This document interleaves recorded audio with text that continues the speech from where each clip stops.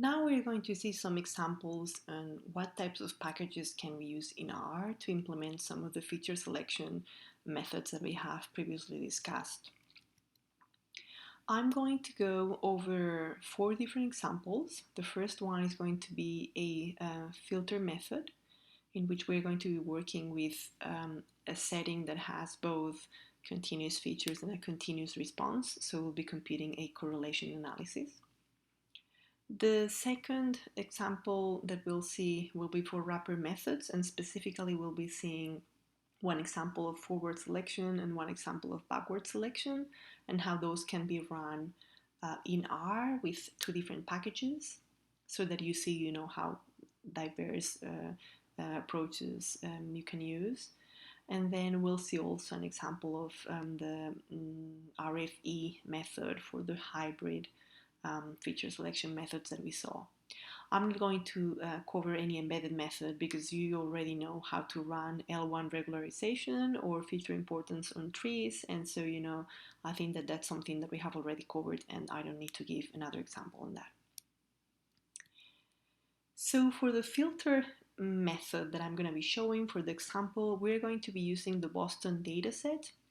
And the Boston dataset is a dataset that contains a set of different features characterizing, things like crime or taxes or number of rooms at a home, different characteristics that could be related to the median value of a home. Okay, and that's the bottom value, the median value, the last line in this slide. That's the feature that we want to predict.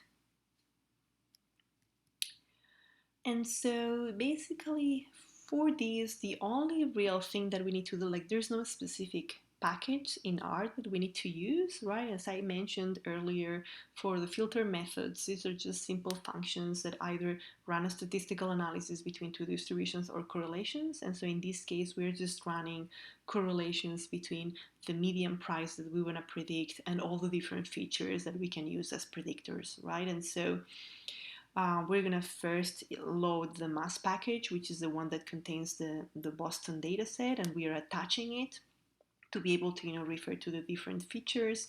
And then basically what this example is doing, like we will first here, we're just creating both the training and the testing dataset with random samples, right? So we are setting a seed for the random selection, and what this is creating is, from all the rows in the dataset, just select 80% of them as our training set, and the remaining rows are going to be the testing set. And then we basically compute the correlations for the training set.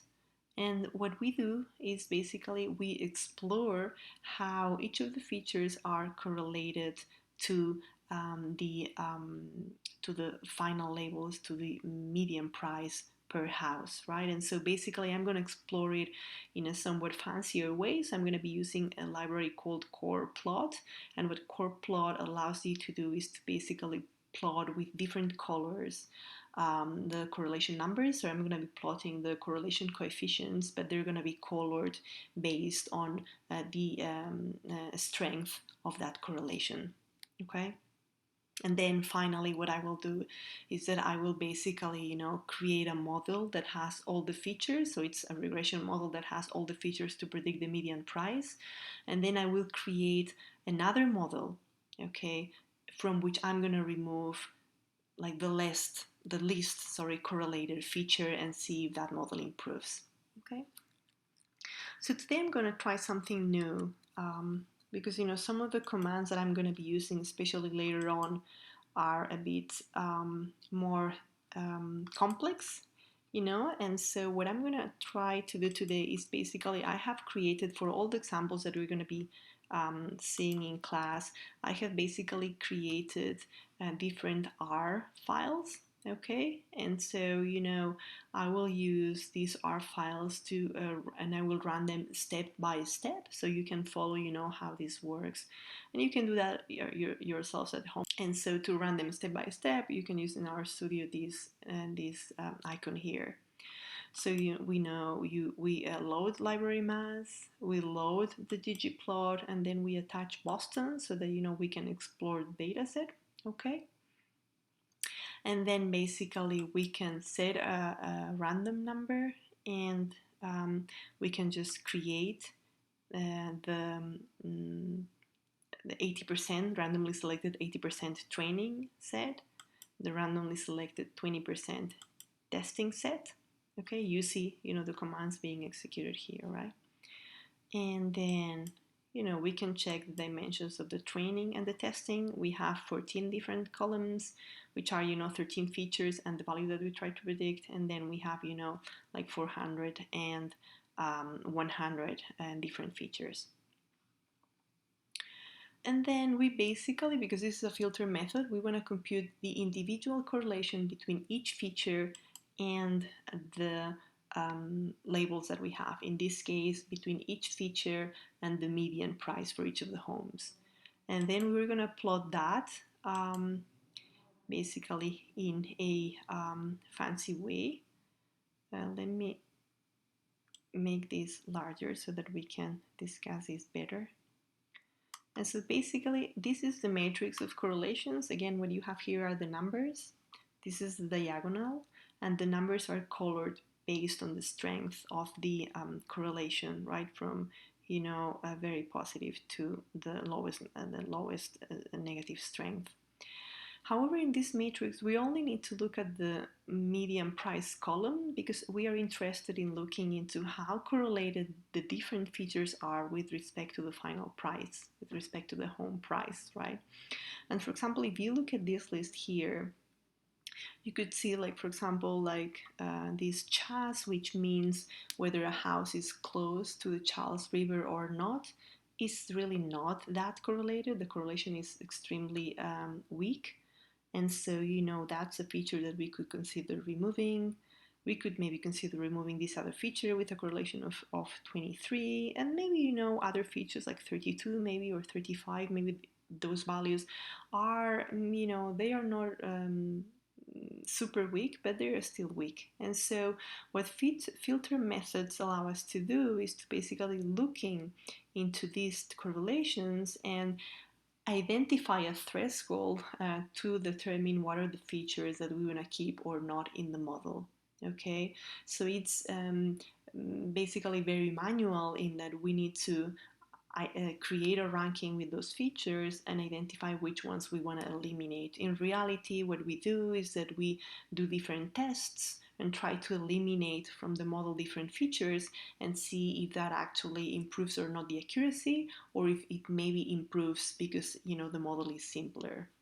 And so what we can do now is basically, now we are here, so we are going to basically train the model with all the features that we have, right? So in this case, we are basically taking the price of the house and using all predictors. I mean, the price of the house is logged, but it's still the same. We're trying to predict the price of the house. And, that's the model that we build. Okay, so that's just like a linear regression with all of the features. Okay. And then what we can do is basically, create another model in which we are removing the closeness to the Charles River or not. And then we can basically see as well the that model. Okay, and as you can see, if you look, for example, here are the R-squared values that we are obtaining for the linear regression model. These R-squared value and also the adjusted R-squared value are slightly lower than the values that we are getting for the model with all the features, right? So if we have a model with all the features, this is the accuracy. If we have a model with one feature less, the accuracy is slightly, like very, very slightly smaller, right? And so this is a type of decision that we have to face oftentimes when we do feature selection, like, is removing a feature that it's really not heavily going to change the accuracy of the model, is it good? And so in this case, although the accuracy is not the best one, we are reducing the complexity of the model. Of course, this is a very simple example in which the reduction in complexity is just one feature out of a very small number. But what I'm trying to say here is that you should always take into account what's the trade-off between accuracy and complexity. Okay, so let's move back to the slides.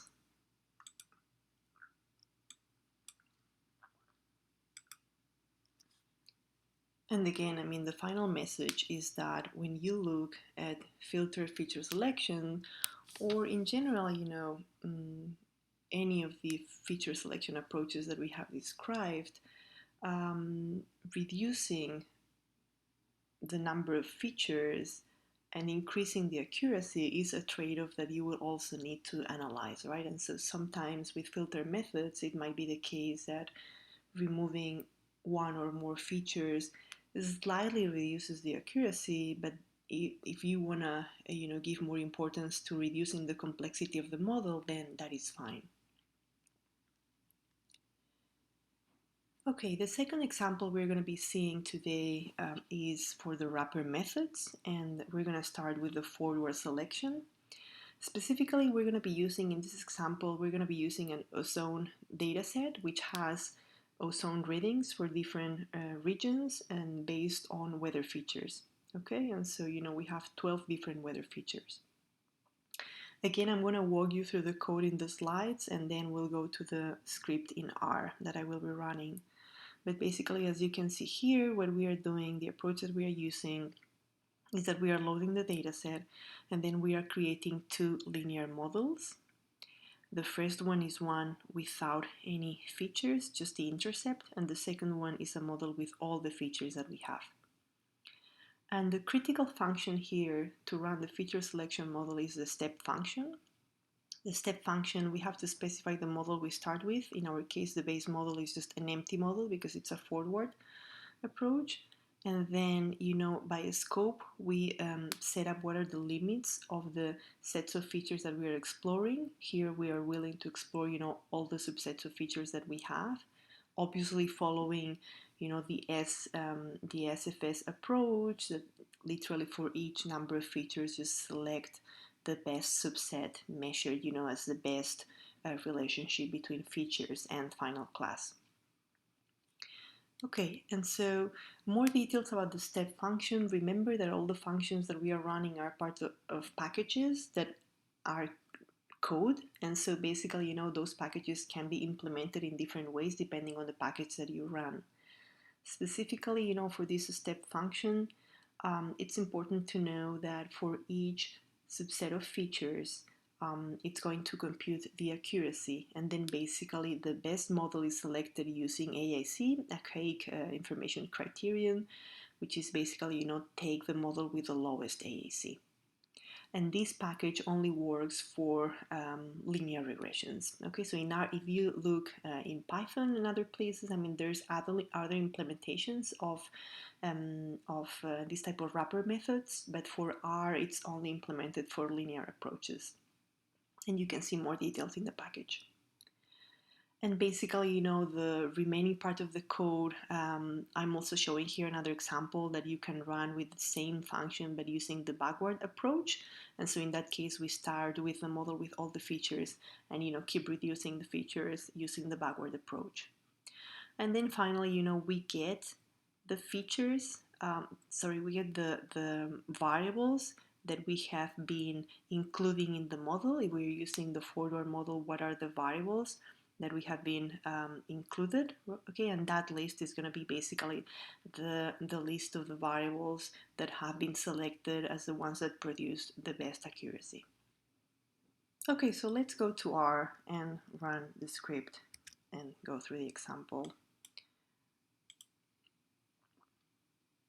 Okay, so for this example, again, we're going to be using the ozone CSV file. And so the first thing that we do is that we read the CSV file, right? And we can try and see, a little bit of it. And so, And so basically, if you see the 6 first lines, you can see that we have, the month, day of the week, the ozone reading, that's the actual ozone value that we are trying to predict, and then we have other features like pressure, height, wind speed, humidity, different measures of temperature at different places, and so on, right? So, these are 1, 2, 3, 4, 5, 6, 7, 8, 9, 10, 11, and 12 different features that we are considering.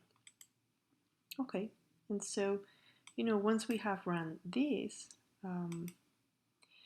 we basically the first step that we take is creating a linear regression that only has the intercept and doesn't have any variable, right? So, this is the model that we create, which is our base model, and then we create the full model that contains all the possible features.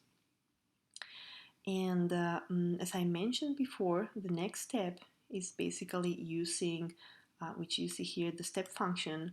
You have here the two examples. The code that I have here is both for you can run the forward method or the backward method, right? Because we have to pick one. I'm just gonna comment this out, and we're gonna be running, the forward method, okay? And so basically what we have done here is starting with the simple model. We are basically selecting the best features at each step for each n tuples, and we are basically evaluating those in terms of the accuracy of the models.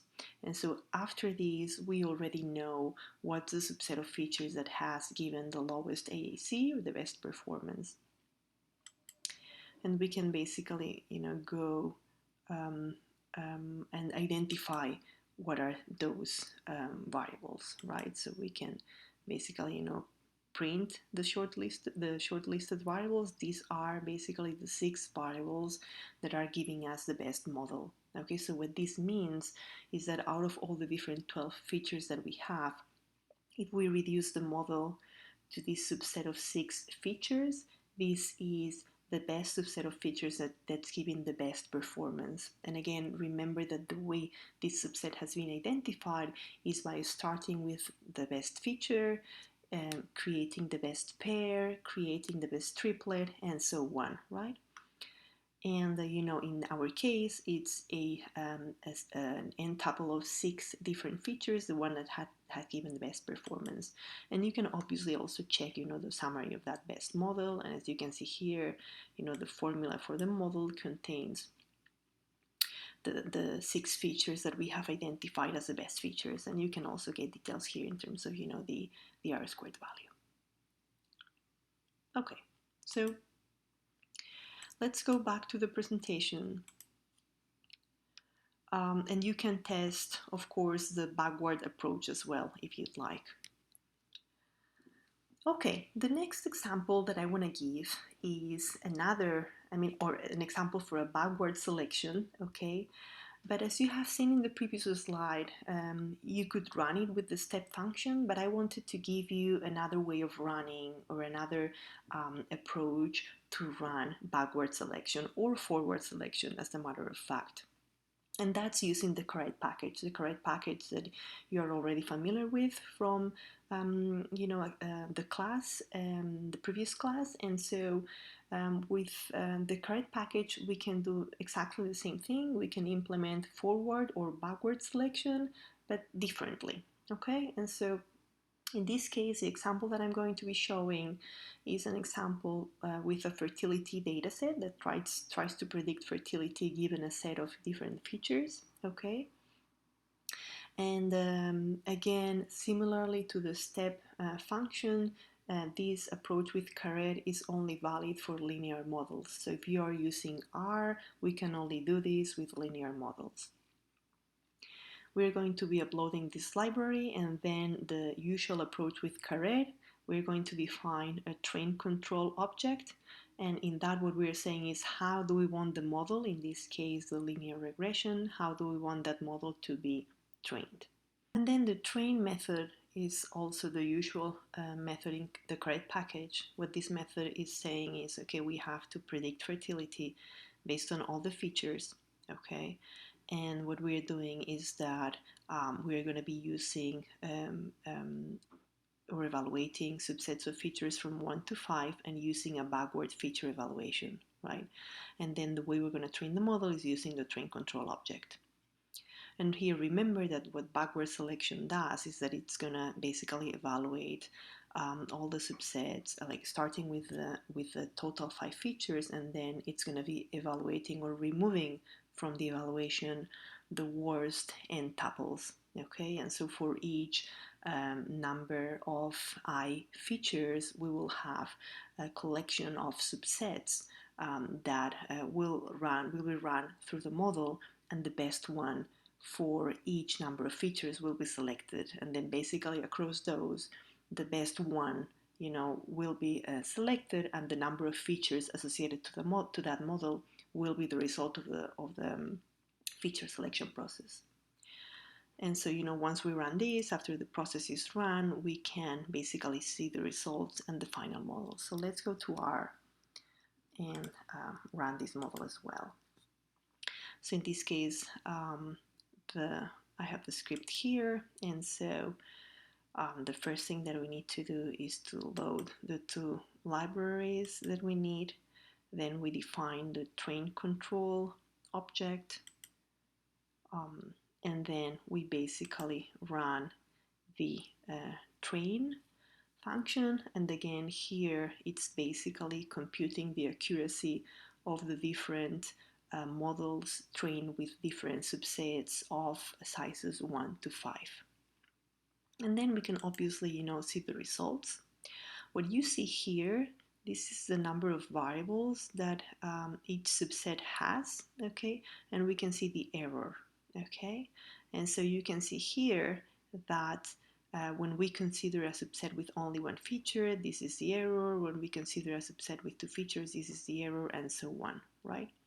We can also look at the summary for this model, and you can see how in this case the outcome says that the number of features that we keep are all of them. Okay, so if you look at the root mean square error again, the lowest error is for 5 features. Okay, so what this means is that 5 features is the best performing model. And so if you look at here, this is a different output because it's a different package, but it's exactly the same interpretation. Like what it's telling you, it's basically the features that are within each subset. So when we run the first subset with just one feature, that best feature is education. Or when we run the model with all the features, these are the features. When we start removing features from the data set, we have these 4, we have these 3, we have these 2, and we have the final one, right? And so these are the different subsets that we are considering, and according to this run, basically the best model would be using all of the features. Okay, so what this means basically is that in this specific case, using a backward approach would not eliminate any feature, because basically the best model is the one with 5 features.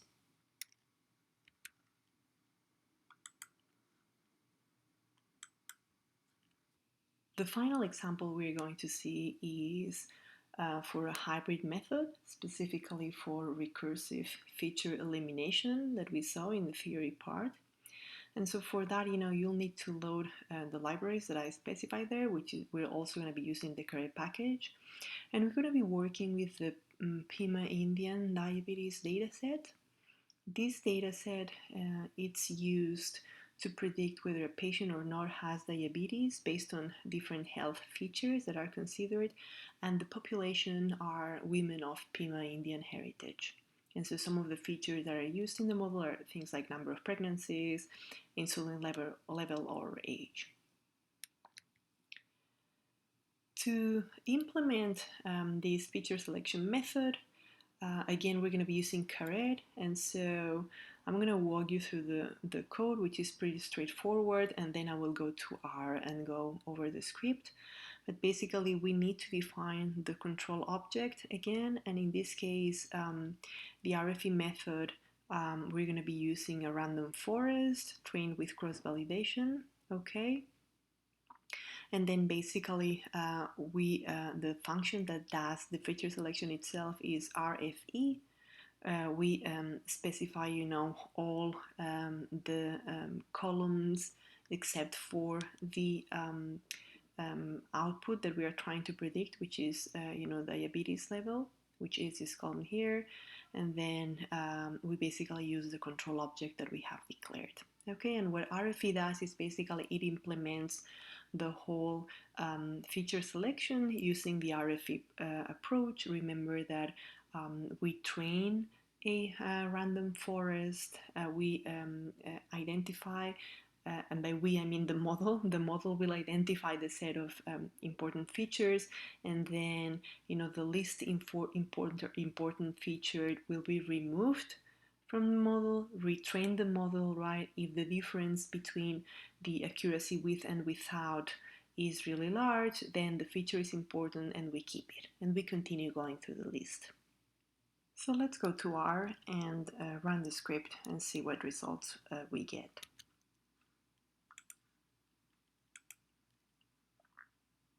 Okay, so as I mentioned earlier, we load the libraries um, and the package with the Pima Indians diabetes. We define the RFE control object, okay, and then we basically run RFE. RFE is going to take a while. It takes around a minute. Again, because as I mentioned earlier, it has to compute many random forests, and so it computes the original random forest, and then it identifies the set of important features, and then it keeps removing those features and testing how does the accuracy of the random forest, how is it impacted by the removal from the tree. And so if you see that your algorithms take a while, I think that it's usually around a minute. That should be fine. Okay, in the meantime, let me show you as well the dataset we are working with. Okay, as I mentioned earlier, this is basically Pima women. We have a data set of 678 different entries, and these are the different features that we have. We are trying to predict diabetes, whether it's positive or negative. And so, okay, once the model is trained, again, we can plot the results, and I'm starting with the plot because it's very intuitive to understand. And so what you can see here on the x-axis are the different variables or subsets of variables that we are considering, and on the y-axis you see the accuracy for the random forest. And so what you can see is that the best accuracy is actually for a model with 8 features, but there are other models, like for example with 6 features, that are not that bad either. Okay, you can also take a look at the list of predictors, which are basically the predictors that have been identified as predictors for the model. Okay, and so what we can see here is that these are the 8 predictors that are used, and those are the ones that are giving the best accuracy. Again, that doesn't necessarily mean that we have to go with all of the 8 predictors. Okay, if we are willing to sacrifice a little bit accuracy, which is honestly not that much, I mean, of a difference, then maybe the model with only 6 features as opposed to 8 could be a favorable model. Again, this is the usual trade-off discussion that I've had, right? I mean, do we want to have models that are extremely accurate no matter how many features, or do we want to sacrifice a slightly just to beat the accuracy to have again less complex models? But when we are talking about huge reductions in number of features, complexity is really relevant.